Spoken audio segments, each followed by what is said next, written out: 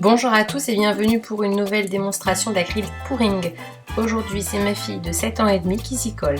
J'ai préparé ma peinture, blanche, verte, violet, rose. Ensuite, on va mettre de la colle acrylique Vinylique. dans chaque pot.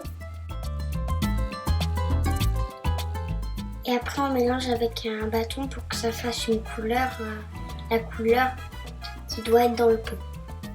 Voilà, une couleur uniforme en fait. Mais comme c'est des grands pots, ça peut être un peu compliqué. Du coup, il faut un peu essayer de pencher le pot pour bien tourner. Après, on va mettre des gouttes d'eau dans la peinture et on va retourner pour que ça fasse du liquide. Et on retourne pour que ça fasse du liquide. Et tant que ce n'est pas assez liquide, ça ne pourra pas marcher. Mais c'est aussi compliqué à tourner pour que ça fasse du liquide, c'est plus compliqué qu'avant. Parce que là, c'est encore des grands pots, alors il faut essayer de le pencher vraiment.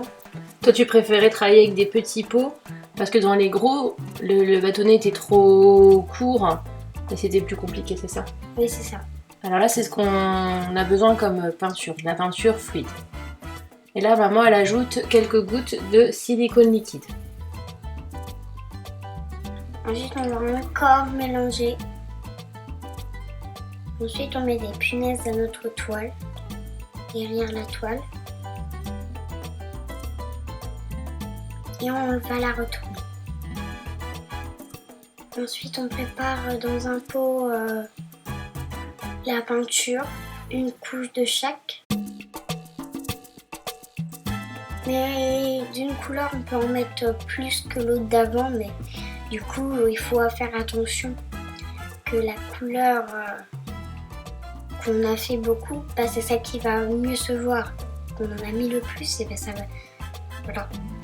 Alors, pas forcément chérie, parce qu'il y a des couleurs, il y a des peintures acryliques qui sont transparentes, d'autres qui seront opaques. Et en fait, en fonction de ça, il y a une couleur qui va ressortir plus que les autres sur la toile. Et puis ça va dépendre aussi si la peinture elle est trop fluide ou alors moins fluide.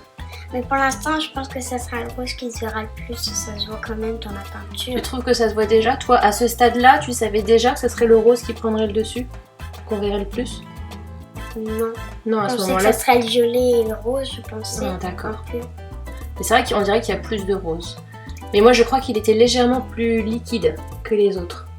C'est normal parce qu'en même temps, on ne pouvait pas faire beaucoup pour les grands pots.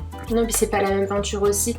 La peinture rose, c'était une peinture métallique que j'avais achetée chez Action, alors que les autres, c'est des peintures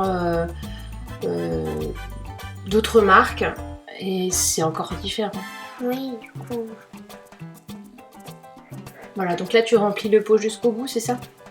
Bah oui, je vais prendre du vert. Voilà, on a vidé, ensuite du violet, du blanc et en dernier le rose. C'est vrai qu'il y avait beaucoup de rose quand même. Je pense qu'on en a mis un peu plus que les autres couleurs du rose, quand même. Maintenant, on va mettre ça sur la toile.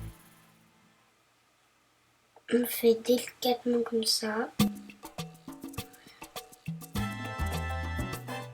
Donc vous voyez déjà, ça se voit que la peinture rose est quand même dans le fond.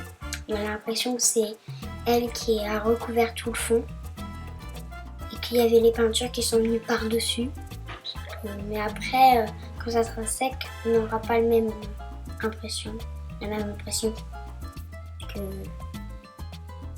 ce qu'on voit là.